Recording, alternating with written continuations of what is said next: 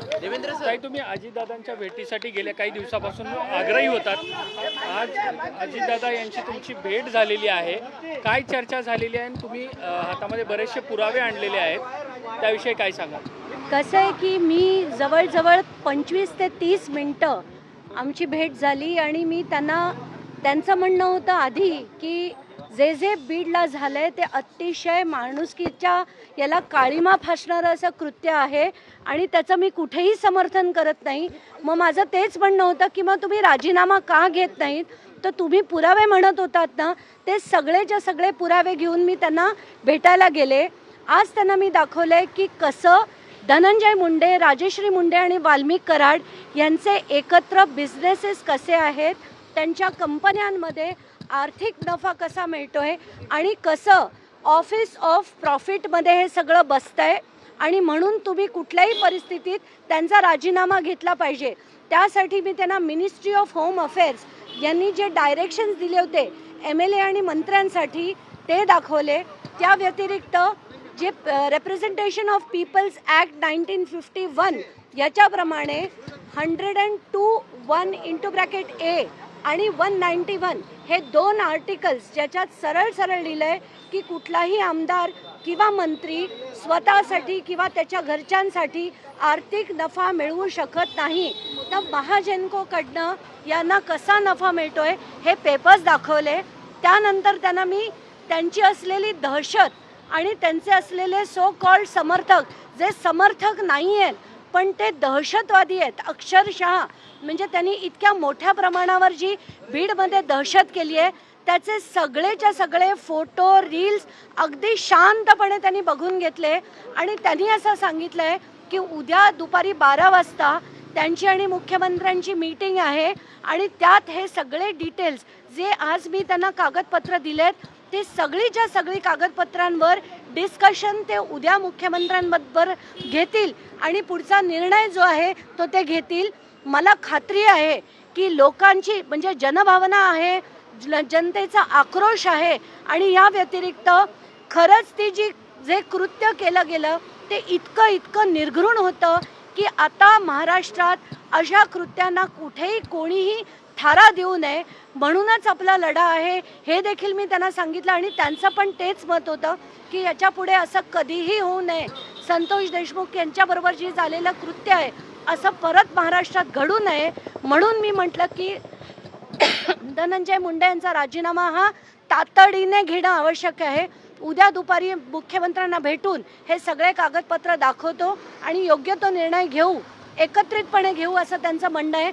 आता बघूया आपण ते काय निर्णय घेतात. धनंजय मुंडे यांच्या राजीनाम्यासाठी तुम्ही आग्रही होतात. आता दादांची भेट झालेली आहे, तुम्ही आता समाधानी आहात का? मग आत्ताच्या घटकेला त्यांनी ज्या पद्धतीने सगळं बघून घेतलं, समजून घेतलं, कारण त्यांना अनेक गोष्टी याच्यातल्या माहिती देखील नव्हत्या, त्या सगळ्याचे पेपर्स मी त्यांना दाखवले आणि या व्यतिरिक्त जे रील्स तिकडे बीडमध्ये कशी मोठ्या प्रमाणावर दहशत आहे हे सगळे मिळून काय करतात, मग ते सुदर्शन गुले असो, विष्णू चाटे असो, ज्यांची सगळ्यांची कशी मिली बघत आहे आणि कसं ते लोकांना दाबतायत, सामान्य माणसाला जगणं कसं कठीण आहे हे सगळं दाखवलं आणि याच्या पुढे असे राजकारणी महाराष्ट्रात नको.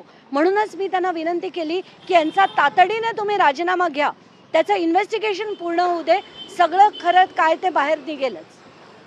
धन्यवाद.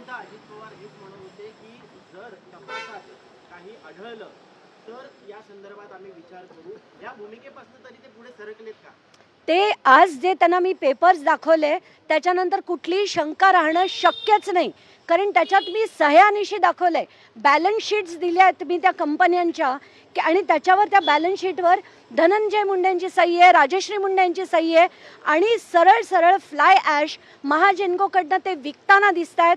आर्थिक नफा त्यांना मिळतोय आणि ह्या कंपनीमध्ये तिघही आहेत, धनंजय मुंडे आहेत, राजश्री मुंडे आणि वाल्मिक कराड देखील आहेत.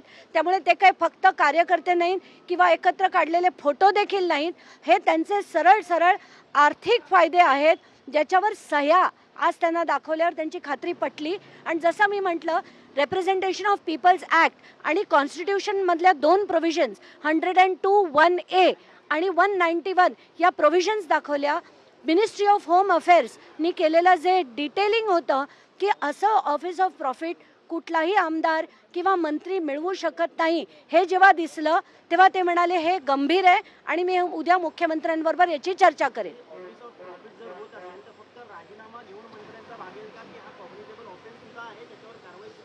एक तर हा कॉग्निझेबल ऑफेन्स आहे आणि इलेक्शन कमिशननी जर ठरवलं तर त्यांचं मंत्रिपदच काय त्यांची आमदारकी सुद्धा रद्द होईल आणि हे होताना मला दिसतंय. जर यांनी आज कारवाई केली नाही तर मी सीजनकडे ऑलरेडी पत्र लिहिलेलं आहे आणि त्यांच्याकडनं याला सुओ मोटो पिटिशन दाखल करून घेण्याची विनंती देखील मी केलेली आहे. राजीनामा घेतला नाही तर काय भूमिका असेल? राजीनामा घेतला नाही तर काय भूमिका असेल? तर चीफ जस्टिसकडे मी जे पत्र लिहिलेलं आहे त्याच्यावर कारवाई होईल अशी माझी अपेक्षा आहे. तिथेही नाही झाली तर रिट जे फाईल करायचं आहे ते मी डेफिनेटली फाईल करणार आहे. हे पब्लिक इंटरेस्ट खरं तर रिटपेक्षा पब्लिक इंटरेस्ट लिटिगेशन आहे, कारण सगळीकडे हे जेवढे आपण आत्ताच्याच आत्ता पुण्यातल्या घटना बघितल्या, संभाजीनगरच्या बघितल्या, जेवढे राजकारणी असतात त्यांची दहशत कशी असते, ते पदाचा गैरवापर कसा करतात हे आपण पदोपदी बघतोय. आणि हे थांबवण्यासाठी जेवढी यंत्रणा आहे, पोलीस यंत्रणा असो, बाकीची यंत्रणा असो, रुग्णालय असो, जेल्स असो, सगळ्यांना आता शिस्त लावण्याची गरज आहे. अशोक थोरातांबद्दलचा मुद्दा आहे तो देखील अजित पवारांना मांडलेला आहे का? काय नक्की मुद्दा होता आणि अजित पवार त्यावरती काय? मी अशोक थोरातांचा मुद्दा देखील त्यांना सांगितला. त्यांचं असलेलं अंबेजोगाईचं हॉटेल देखील दाखवलं, त्यांच्या केसमध्ये असलेलं हॉस्पिटल देखील त्यांची माहिती दिली. आणि माझा मुद्दा एकच आहे, मला अशोक थोरात काळे का गोरे माहीत नाहीत, मला फक्त एक माहिती आहे की शासनाने त्यांच्यावर चौकशीचे आदेश दिले. त्याची 2 जोडपत्रं मी वाचली. पहिल्या जोडपत्रात 12 आरोप आहेत, सगळे गंभीर आहेत. दुसऱ्या जोडपत्रात 12, असे 24 आरोप त्यांच्यावर शासनाने लावले आहेत. 3.5 वर्ष गेले त्याची चौकशी चालली आहे, पण ती चौकशी अजून संपलेली नाही. म्हणून त्यांनी 2दा VRSचा अर्ज केला, तो देखील फेटाळला गेला. त्याच्यात किती तथ्य आहे ते त्यांनी शोधावं. यंत्रणा त्यांच्या हातात आहेत, माझ्या हातात नाही. पुरावे देणं माझं काम आहे, ते मी केलेलं आहे. तुम्ही एकंदरीत सुरुवातीपासून तुम्हाला या प्रकरणात धमक्या पण मिळाल्या होत्या. या प्रकरणात आता पक्षप्रमुख म्हणून अजित पवार तुम्हाला न्याय देतील असं वाटतंय का? तुम्ही राजीनाम्याची मागणी करताय? आज अतिशय गंभीरपणे त्यांनी प्रत्येक गोष्ट ऐकली आणि प्रत्येक गोष्ट त्यांनी रील्सपासनं, फोटोग्राफ्सपासनं, पेपर्सपासनं सगळं अतिशय गंभीरपणे त्यांनी बघितलंय.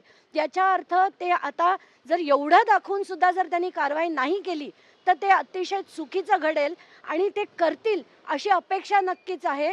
कारण मी त्यांच्या विरुद्ध टोकाची भूमिका घेऊन लढली आहे. 36चा आकडा आहे माझा आणि अजित पवारांचा, पण भ्रष्टाचार हा वेगळा असतो. हे जे कृत्य आहे ना ते किळसवाणी होतं, क्रूर होतं आणि हे घडू नये आणि महाराष्ट्राला ही दिशा मिळू नये म्हणून मी आज अजित पवारांची भेट घेतली.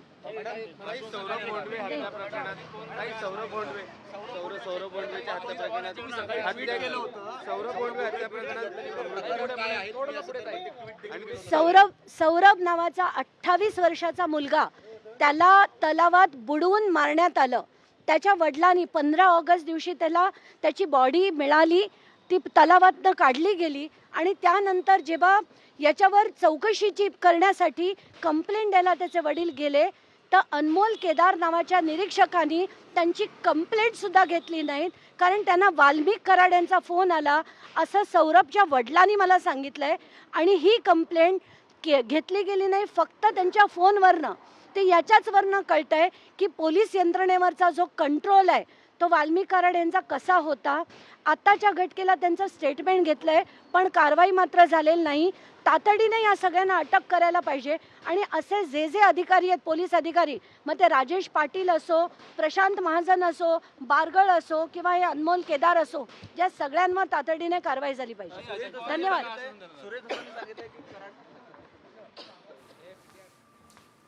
धनंजय मुंडेंसारखे नेते राजकारणात नको. धनंजय मुंडे आणि कराडचे व्यावसायिक संबंध आहेत. महाजन